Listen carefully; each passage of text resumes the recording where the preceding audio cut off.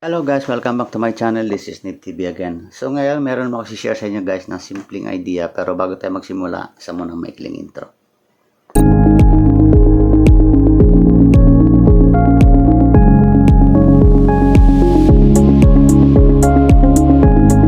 Okay, balik ulit tayo. Ang share ko sa inyo guys, isang simpleng project lang na pwede mong mapakinabangan o magamit, depende sa iyong purpose. Bali, tatawagan natin ito guys na light beam and laser security alarm. Kasi, kaya tinawag siyang light beam and laser security alarm. Kasi yung alarm na to ay ma-activate sa pamagitan ng light interruption, wala sa flashlight o kaya sa laser. Kung meron kayong laser na okay, so ang kakailangan natin guys, siyempre, buzzer.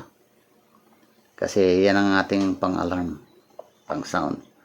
Sunod kakailangan natin is resistor na 10K. Ayan, brown, black, orange. Sunod natin kailanganin is yung ating receiver, yung ating LDR o light dependent resistor. Walang polarity ito guys, baliktad na to. Next, ang ating pinakamahalagang component, BC547.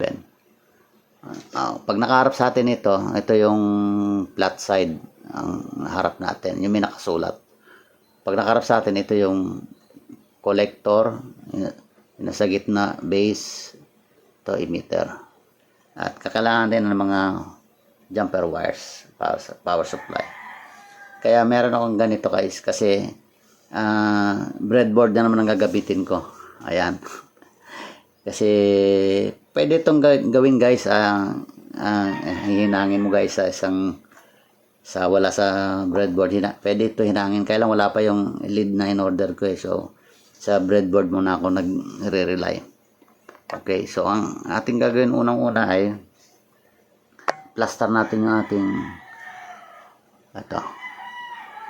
BC547. Nakaharap sa atin guys, yung round side na sa likod.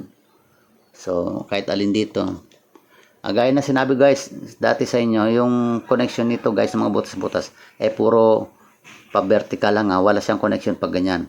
Kaya halimbawa ganun mo siya, itusok natin dyan, halimbawa ganyan. Yan. Hindi sila magkakakonekta. Kasi ang connection nito guys, puro pababa. So, etong collector, lahat ng butas dito pababa sa kanya. Maliban lang dito kasi tumawid, kailangan maglalagay ka pa rito ng yung jumper wire. Tapos itong sa base, lahat din ang nasa baba niya. Emitter, lahat nasa baba niya. So, ayan na sa guys Okay. Next na i-connect natin na yung LDR. Ito. Okay. Ito walang polarity kahit baliktaran. Ang isang paa niya, pwede nating sa tapat sa emitter.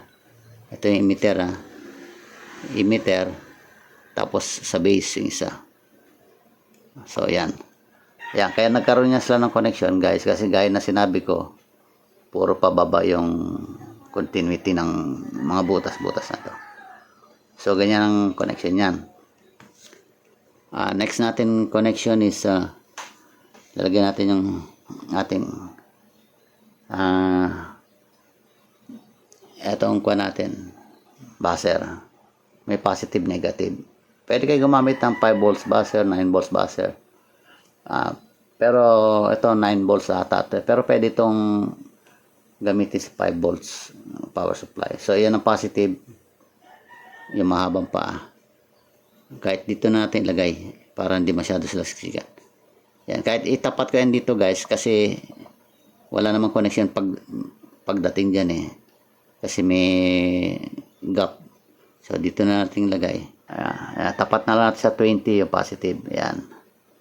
Para ilang butas? 1, 2, 3, 4. Pang-apat, negative.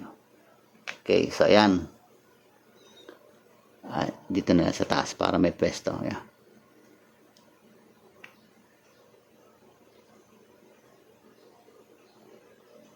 Okay. So, yung positive guys, tinapat ko sa 20. Ngayon, next natin i-connect yung ating ito, 10K resistor. Ang 10K resistor natin ay itatapat natin sa positive ng buzzer. Diba? Ito, dito yung nilagay ko, yung positive. So, dyan natin lagay. Ayan. Tapos, ang isang kwan niya ay sa base. Itong isang modulo niya sa base. Ito yung base, di ba? So, italagay natin sa taas.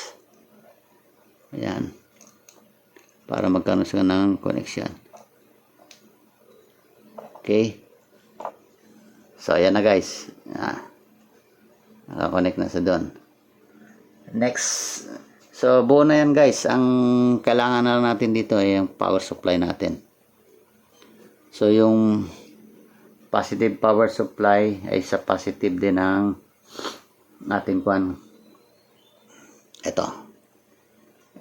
Ang ating buzzer. So, ito rin. Ito yung katapat ng positive. Ayan. Tapos yung isang dulo niya ay dito sa positive. Ito yung negative rails natin, di ba? Sa baba yung positive. So, lagyan natin dyan. Yan. Next natin guys ay negative supply natin.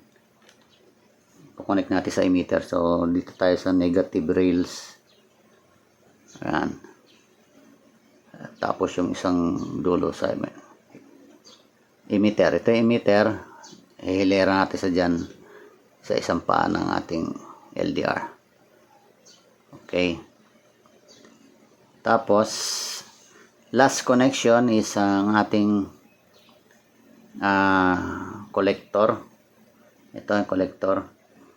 So, gawin natin is dito, lagay natin sa negative ng ating buzzer. Bali, pang-apat sa yan dito. Ayan. Sa buzzer. Tapos, sa paa ng collector ng ating transistor. Ito.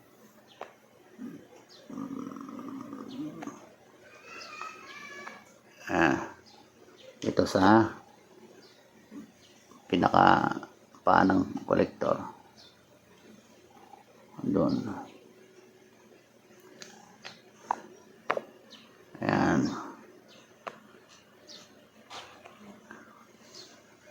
Okay.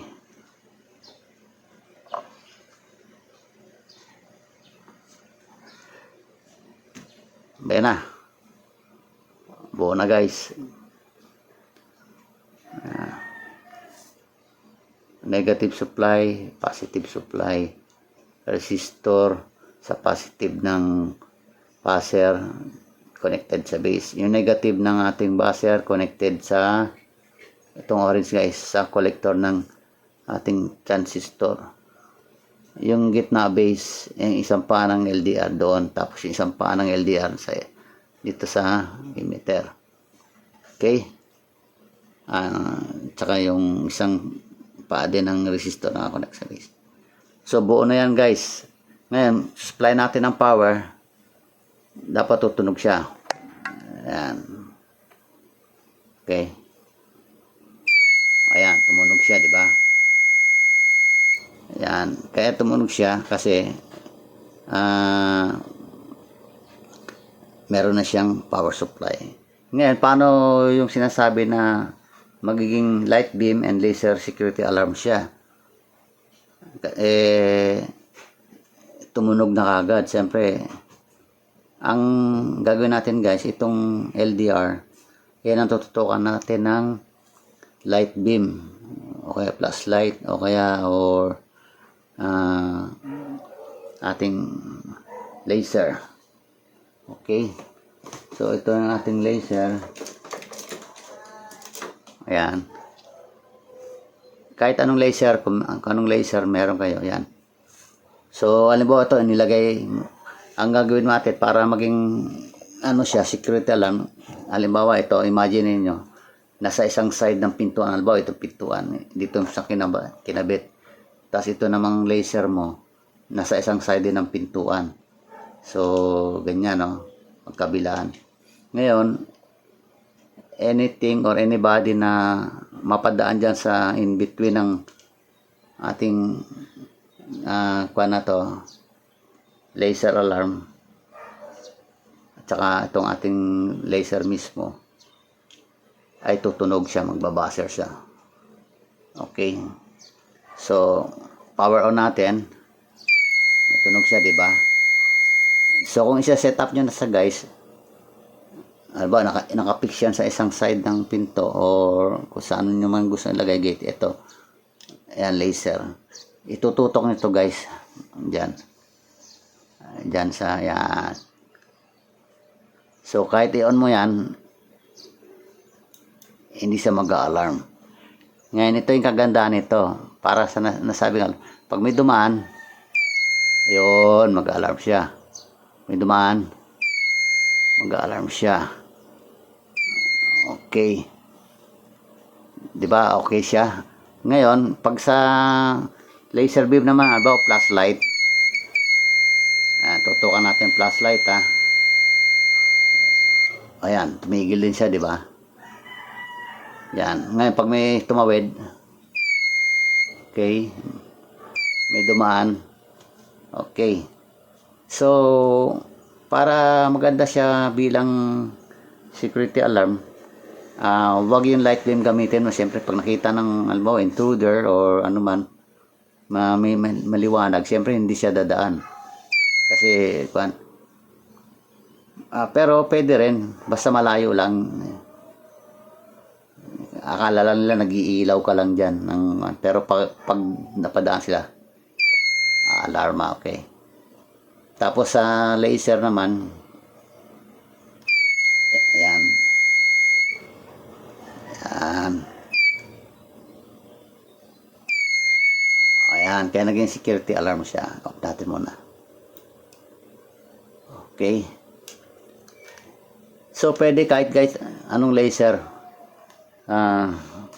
Ito, ipakita ko sa inyo. Ito, laser ng ng heat, natin, infrared thermometer. Okay, so tutukan ko muna. Ayan. Pag in-on ko yan, hindi yan tutunog. Okay. May tumaan. Oops, tutunog siya.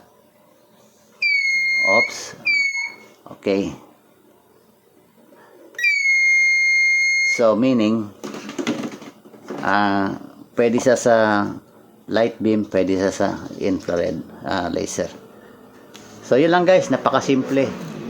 Meron na kayong pwedeng magamit na security system pamagitan ng light beam or laser security alarm system. So, kung nagustuhan nyo guys, yung aking senior sa na simpleng project, paki-like and share.